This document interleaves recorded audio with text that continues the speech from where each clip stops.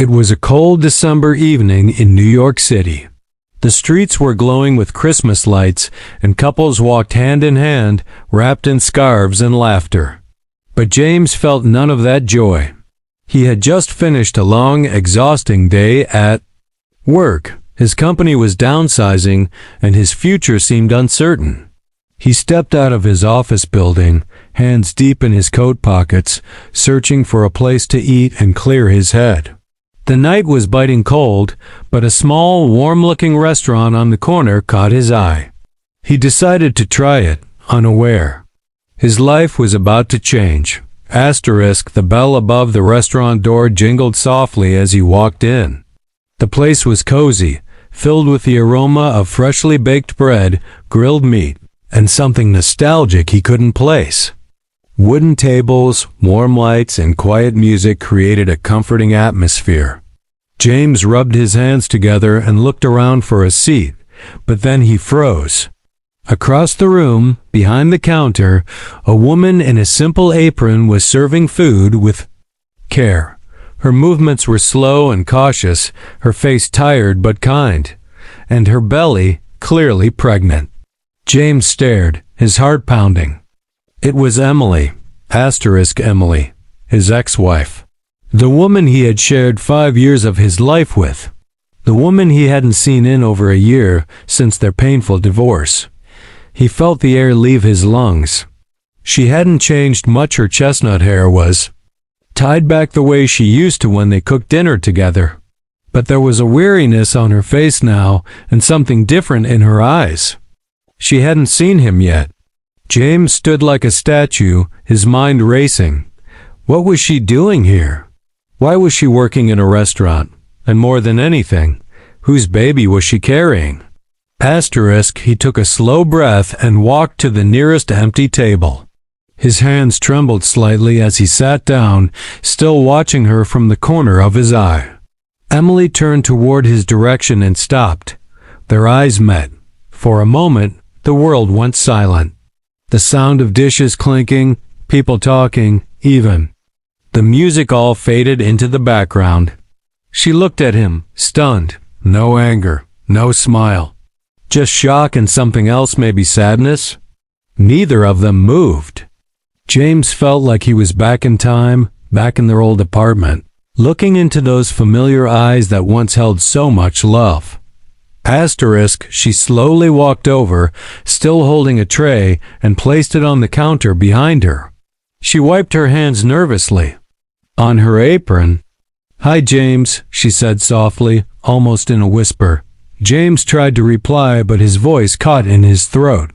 "Hi," he finally managed. His eyes glanced at her stomach again.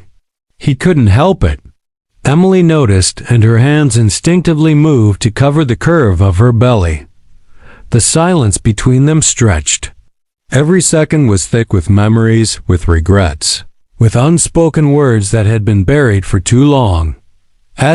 James took a deep breath. "I didn't know you were expecting," he said awkwardly. Emily looked down and gave a faint smile, but it didn't reach her eyes. "Yeah. It's not exactly what you think," she said.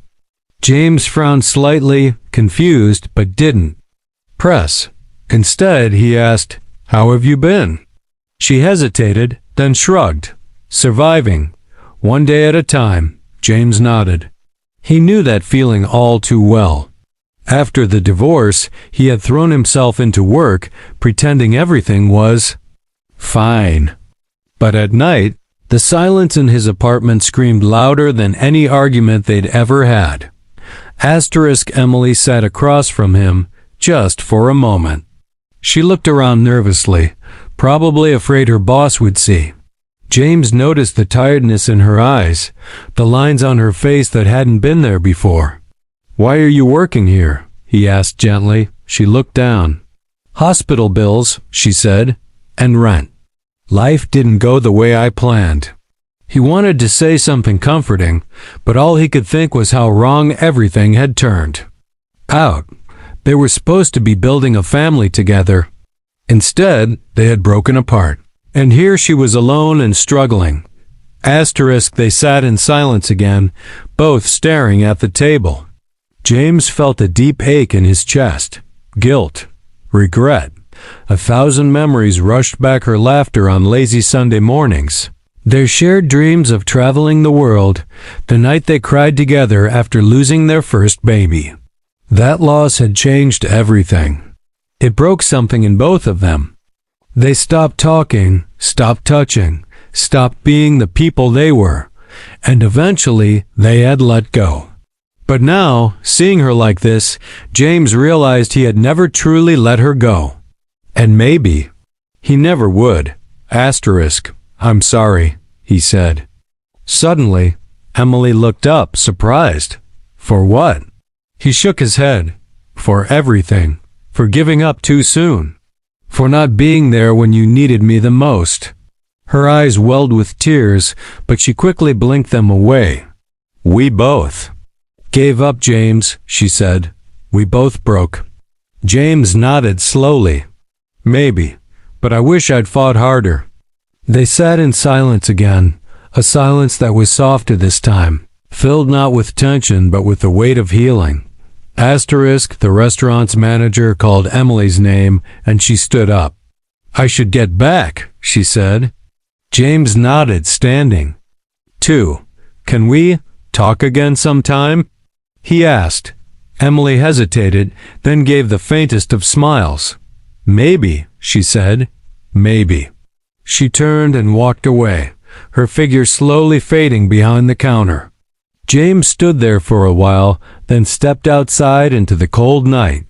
The snow had begun to fall gently. He pulled his coat tighter around him, but for the first time in a long time, his heart felt just a little bit warmer. James couldn't sleep that night. He kept tossing and turning, staring at the ceiling of his quiet Manhattan apartment. The encounter with Emily had stirred emotions he thought were long buried. Her face, her tired smile, the curve of her belly, all of it haunted him. He kept replaying her words. It's not what you think. What did she mean? If it wasn't a child, then what was it? The uncertainty gnawed at him. By morning he had made up his mind. He couldn't leave things like this. He had to see her again, to understand, to know the truth. The next day, around noon, James returned to the restaurant. He stood outside for a moment, staring through the glass door. Emily was inside, wiping tables, her movements slow but precise. She hadn't noticed him yet. He took a deep breath and walked in. The bell chimed softly again. This time, she saw him right away. A flicker of surprise crossed her face, but she didn't look angry. If anything, she looked calm. He walked up to the counter. I was hoping we could talk, he said. She paused, then nodded. My break's in 10 minutes. Wait for me outside? They sat on a bench just a few steps away from the restaurant. The street was alive with people. But for James, the world had shrunk to just this moment. Emily sipped a paper cup of coffee, hands wrapped tightly around it. So, she began, I guess you've got questions. James nodded. Yeah, I do. You said it's not what I think. What did you mean by that? She stared into her cup for a moment, then looked up, her eyes raw but steady. I'm not pregnant, James. It's a tumor. A benign one, but it needs surgery. James blinked. A tumor? He repeated, stunned. Emily nodded slowly. It's in the abdomen. It swelled up fast and made me look pregnant. I didn't want to talk about it last night, not like that. But I guess you had a right to know. James felt like the wind had been knocked out of him. All the assumptions he had made, all the silent judgments, dissolved in that instant. Why didn't you tell anyone? Why are you working here? He asked. She smiled faintly. Because the insurance doesn't cover everything, and I didn't want pity. I wanted dignity. James stared at her, overwhelmed with emotion. You shouldn't be doing this alone, he said, almost to himself. Emily raised her eyebrows slightly. I've been alone for a long time, James. I got used to it. He looked away, ashamed. I hate that you had to. The silence between them was no longer uncomfortable, it was honest. He turned to her. Again, let me help. Let me be there this time, please. She shook her head gently. Why now? James hesitated. Because seeing you last night reminded me what I lost. And maybe I can't fix everything, but I can at least show up. She didn't respond right away. The wind brushed her hair across her face, and she tucked it behind her ear the same way she used to when they lived together. You really want to be part of this? She asked. Even if we don't get back together? Even if this doesn't lead anywhere? James nodded. I just want you to know you're not alone, that someone still cares. Her eyes shimmered. She looked down at her hands. It's hard to trust that now. He placed his hand gently over hers. Then let me earn it. One step at a time. The days that followed were different.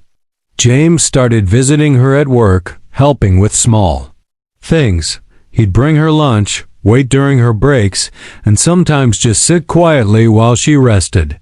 Slowly, Emily began to open up. She told him about the diagnosis, the fear, the nights she cried alone in her small apartment. And James really listened for the first time in years. He realized how much of her pain he had missed before, too wrapped in his own grief. Their divorce hadn't just broken their relationship, it had broken their ability to see each other's wounds. A few weeks later, James accompanied her to the hospital. The surgery was scheduled. As she lay on the hospital bed, pale and nervous, James sat by her side, holding her hand. You're going to be okay, he said softly. She smiled weakly. I know. Because you're here. The words hit him hard. She was right. This time, he was there. The surgery went well. The tumor was removed successfully. When she woke up, the first person she saw was James, sitting beside her, eyes full of relief and gratitude. That moment changed something in both of them. Recovery took time. But with each passing day, they began to rebuild not as husband and wife, but as two people who had once loved each other deeply and were learning to care again. James helped her through physical therapy, handled groceries, cleaned her apartment. There were no promises, no expectations, just presence. And that, somehow, made all the difference. One evening, while they sat on the couch watching snow fall outside her window, Emily turned to him and whispered, You came back to me when I needed you most. He looked at her and replied, And I'm not leaving again. The story didn't end in some grand romantic reunion, at least not right away. But it was real. It was raw. It was human. Sometimes love isn't about holding on forever.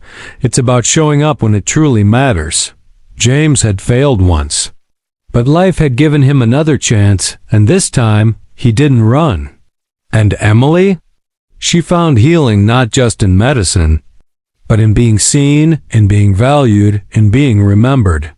Some wounds take time, some hearts need space, but kindness, consistency, and quiet love, they have a way of bringing even the most broken pieces back together.